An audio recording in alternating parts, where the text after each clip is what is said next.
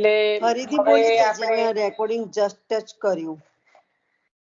હા, એટલે શ્રીમદ ભાગવતનું રસપાન કરીશું. શ્રી વલ્લભને હૃદયમાં પધરાવીને પ્રથમ સ્કંદ એના લગભગ 13-14મા અધ્યાયમાં પ્રવેશ થશે. અધિકાર લીલા, ત્યાં જે 12 અધ્યાયનું એ પ્રકરણ થશે એમાં આપણે ઓલરેડી થોડુંક વાંચન કરી ચૂક્યા છે. એને વાગોડીને આગળ વધીશું.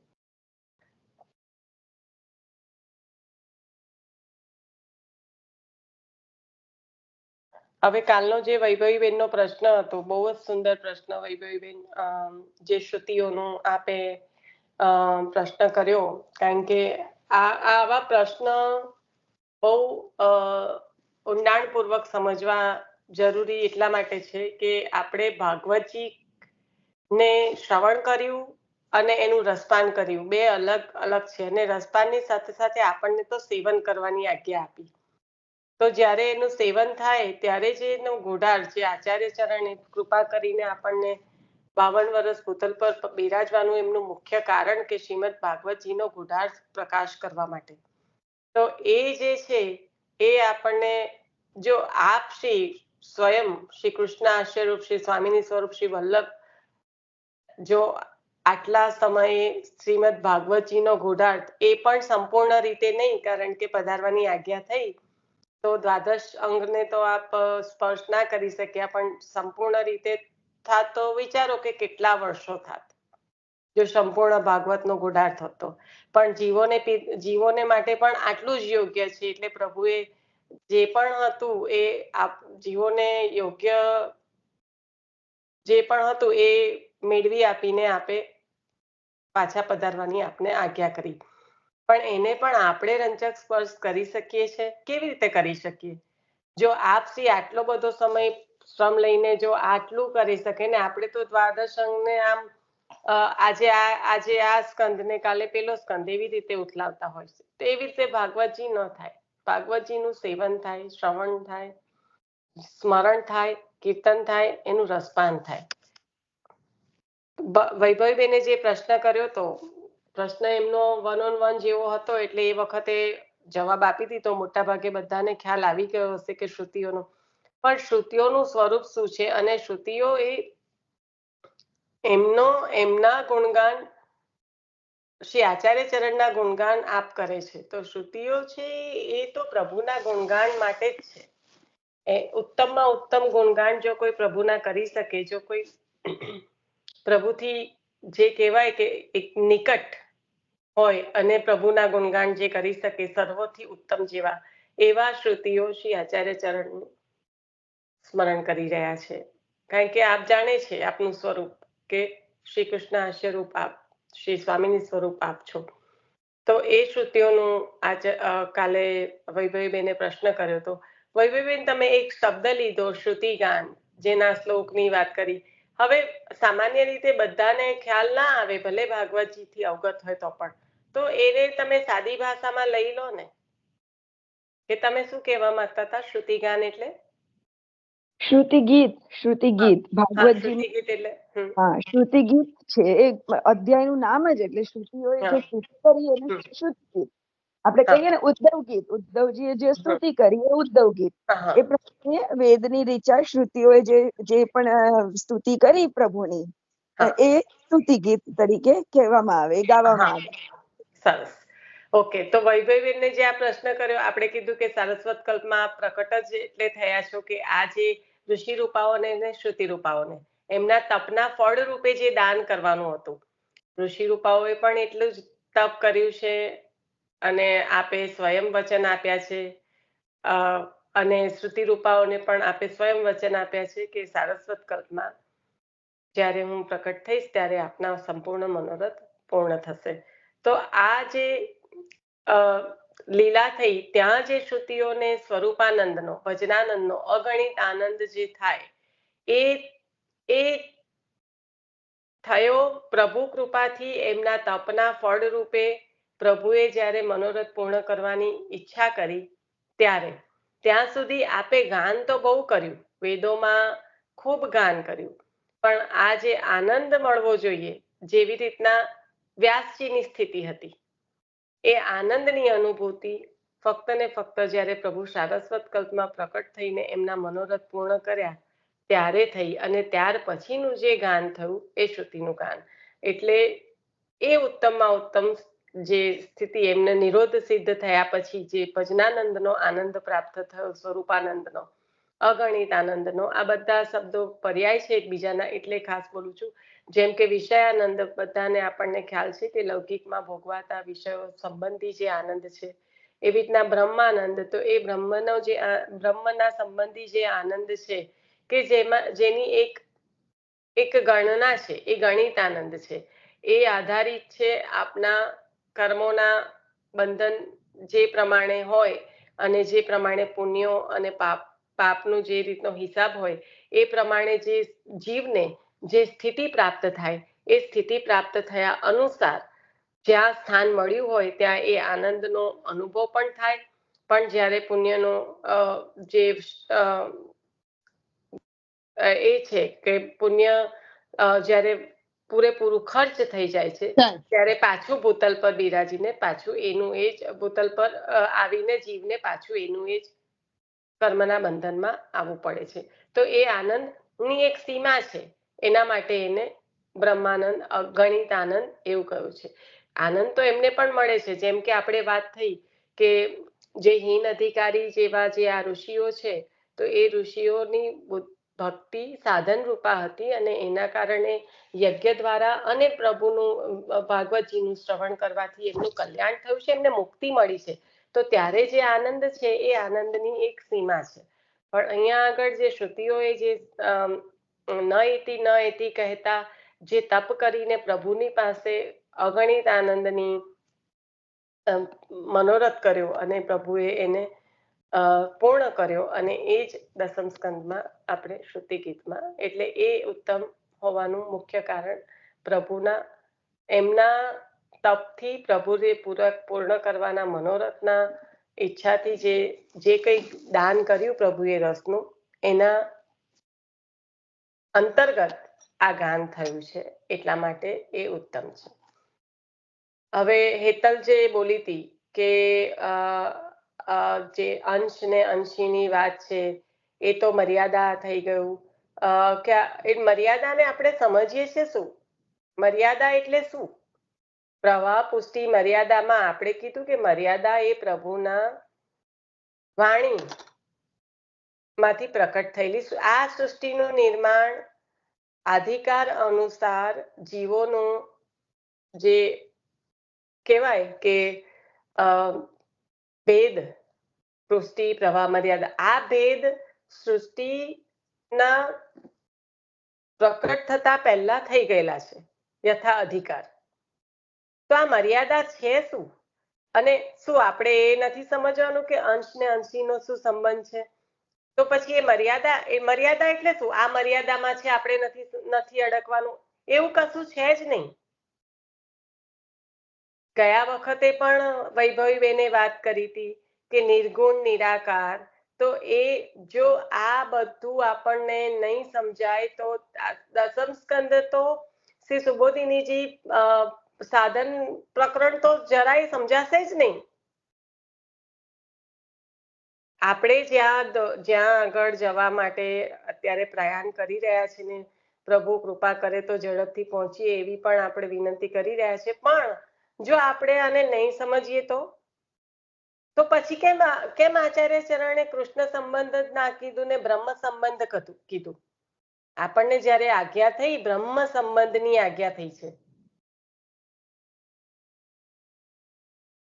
આપણને કૃષ્ણ સંબંધની આજ્ઞા નથી કરી, બ્રહ્મ સંબંધની આજ્ઞા કરી છે. તો એ પરબ્રહ્મ તો કૃષ્ણ, પરાત્પર જે બ્રહ્મ છે એ જ શ્રી કૃષ્ણ, પરમાત્મા, પરબ્રહ્મ, શ્રી કૃષ્ણ ભગવાન, આ બધાને આપણે સમજી નહીં શકીએ તો આપણે શું સમજીશું આપણા ઠાકોરજીના સ્વરૂપને? જ્યારે આપણે કહીએ છીએ કે 5 તત્વ જે આપણા છે, તો એમાં આકાશ તત્વ એ જ શ્રી ગોવર્ધન ધરણ છે, તો કેટલું વિશાળ!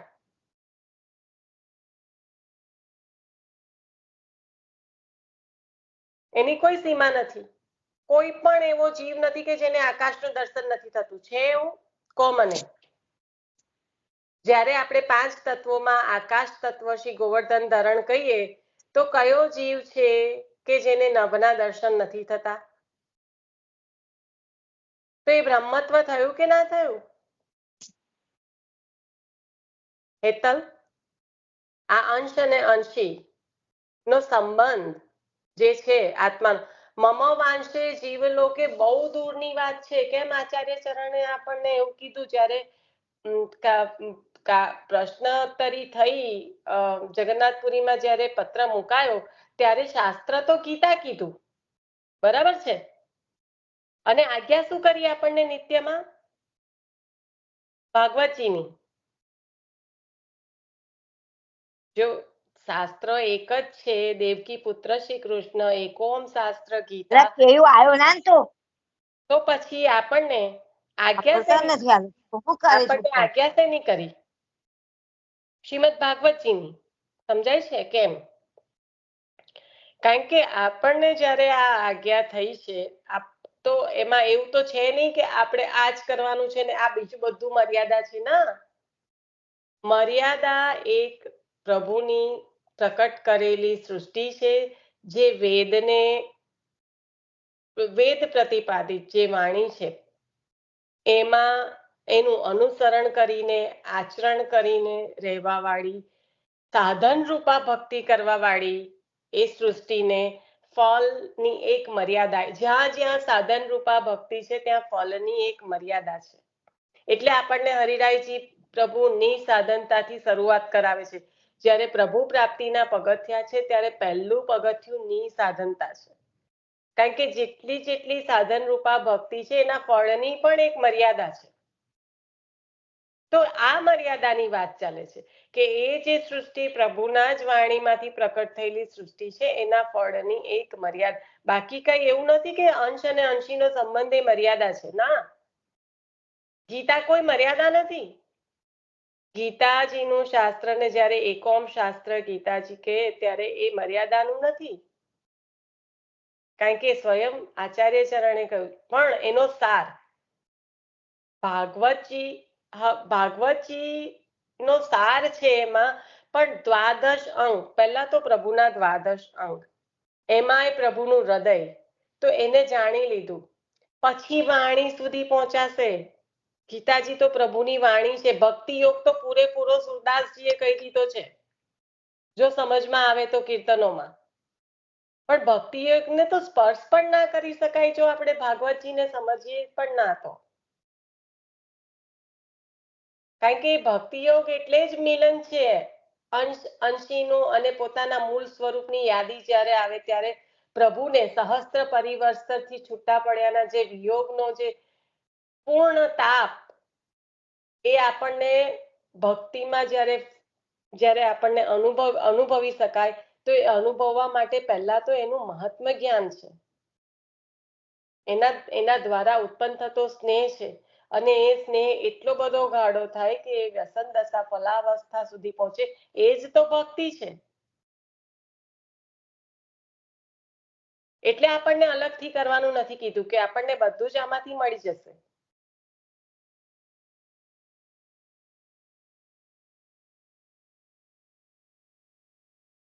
અને એટલે આપણા સોડસમાં ભાગવતજીમાંથી, ગીતાજીમાંથી, બધામાંથી લઈને આચાર્ય ચરણે આપ્યું, શિક્ષાપત્રમાં શ્રી હરિરાયજી પ્રભુએ આપ્યું, અને કઈ ના થાય તો વાર્તાજીમાં ભરી ભરીને આપ્યું. જ્યારે એવું કે શ્રી દમલાજી આજ્ઞા કરે કે ये मार्ग हासी खेल को नहीं, ये राज ताप क्लेश को मार्ग है. તો એના ખરેખર તો ભરી ભરીને સોડસ પણ અંદર આવી ગયા દમલાજીના વાર્તાજીમાં, ને ભાગવતજી પણ આવી ગયું ને ગીતાજી પણ આવી ગયા. ખાલી દમલાજીના વાર્તાજીને સ્પર્શ કરીએ તો પૂરી આપણું જીવન નીકળી જાય. એ એક વાક્યમાં જે તાપ કલેશનો કીધું, તાપ કલેશની સ્થિતિ ક્યારે આવે? સંપૂર્ણ ત્યાગ, પરિત્યાગ અને વૈરાગ્યપૂર્ણ જીવન હોય એને તાપ ક્લેશની સ્થિતિ આવે. એ તાપ ક્લેશની ઉત્તમ સ્થિતિને પ્રાપ્ત કરવા માટે જીવે શું શું કરવું પડે ના ત્યારે આ સ્થિતિ મળે. એટલે એક જ શબ્દમાં કહી દીધું, એ તાપ ક્લેશ કો હે. એમાં તો કેટલું બધું આવી ગયું ભરી ભરીને. એટલે અહીંયા કોઈ મર્યાદા નથી. એ અંશ અને અંશીનો એટલે કે નિર્ગુણ નિરાકાર જે બ્રહ્મ સંબંધ કીધું અને પછી બ્રહ્મ સંબંધ દ્વારા આપણા અલૌકિક સ્વામી કોણે કહ્યા? પરબ્રહ્મ તો શ્રી કૃષ્ણ હિ પૂર્ણ પુરુષોત્તમ કોટિ કંદર્પ લાવણ્ય યુક્ત શ્રી કૃષ્ણ. તો એ સંબંધને ત્યાં સ્થાપિત કરી દીધો, દાસત્વ સ્થાપિત કરી દીધું બ્રહ્મ સંબંધ દ્વારા. કારણ કે બ્રહ્મ જે સર્વત્ર છે, નિર્ગુણ છે, નિરાકાર છે, તો શું કરશો? સપોઝ માની લઈએ કે હવા બધે જ છે, હવાને આપણે બધે જ ફીલ કરીએ છીએ ને બધે જ છે, તો પણ શ્વાસ લેવા માટે એને એક પ્રક્રિયામાંથી પસાર થવું પડે છે.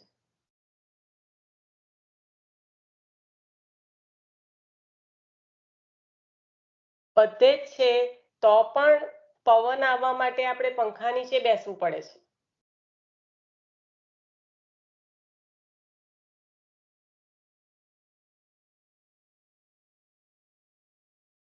કોઈ આપણું નાક બંધ કરી દે, મોઢું બંધ કરી દે, પછી જુઓ હવા બધે છે, ખબર પડશે કેવી હવા બધે છે.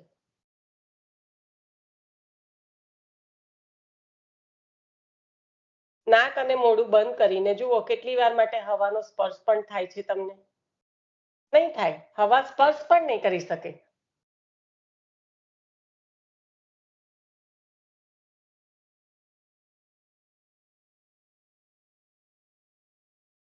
કારમાં હવા ભરવા માટે ખોલી નાખો તમારો કારનો વાલ્વ ને કહો કે આ હવા બધે જ છે, ભરાઈ જશે, અંદર નહીં ભરાઈ જાય.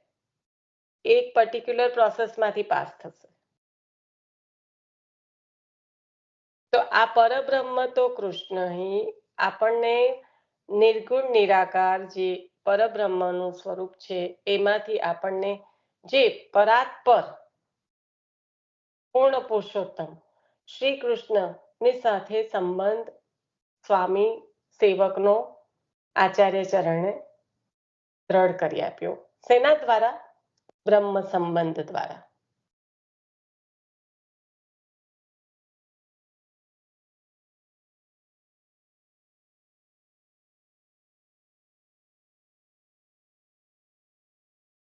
તો ત્યાં આગળ કોઈ મર્યાદા નથી આવતી.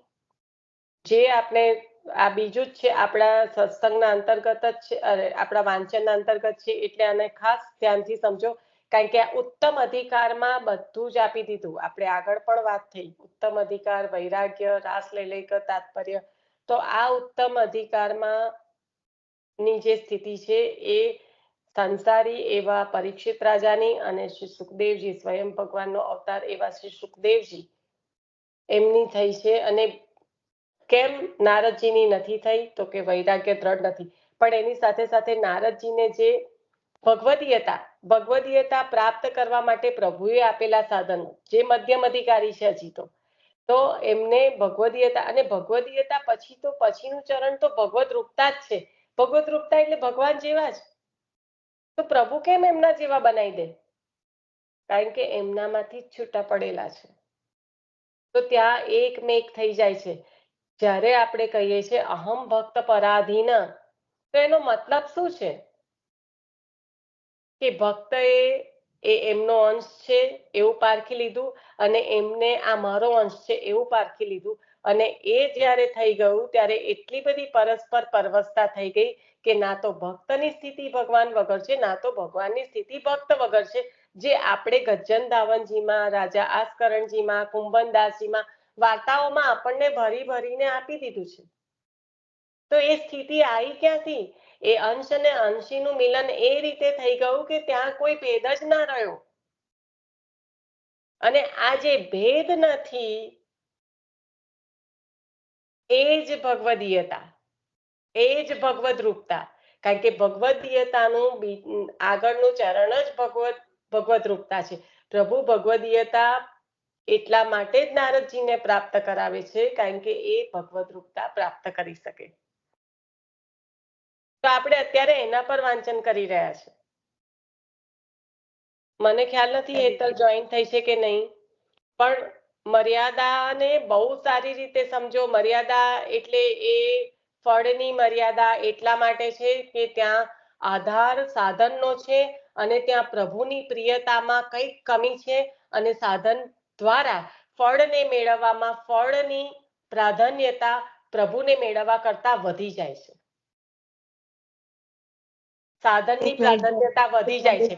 સાધનની પ્રાધાન્યતા એક સિમ્પલ વસ્તુ કહું કે 11 મારે યમનાષ્ટક કરવા છે અને મારે આ મેળવવું છે તો ત્યાં આગળ એ 11 યમનાષ્ટક યમુનાજીની પ્રીતિમાં નહીં પણ એ મારે કશુંક મેળવવું છે એટલા માટે એ કરવા છે તો ત્યાં સાધનની મુખ્યતા થઈ ગઈ અને પ્રભુની ગૌણતા થઈ ગઈ અને ત્યાં આગળ જે મર્યાદા આવી ગઈ તે ફળની આવી ગઈ. કારણ કે જેવું કરો એવું મળે ને. ત્યાં આગળ પ્રભુ પ્રત્યેનો જે નિસ્વાર્થ નિષ્કપટ નિષ્કામ સ્નેહ હોય એ સ્થાપન થયો જ નથી.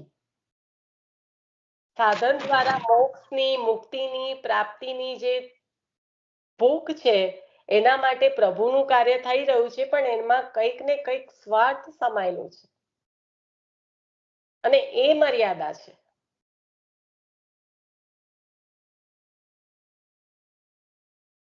બેનને કોને એમનો વિડીયો બંધ કરે?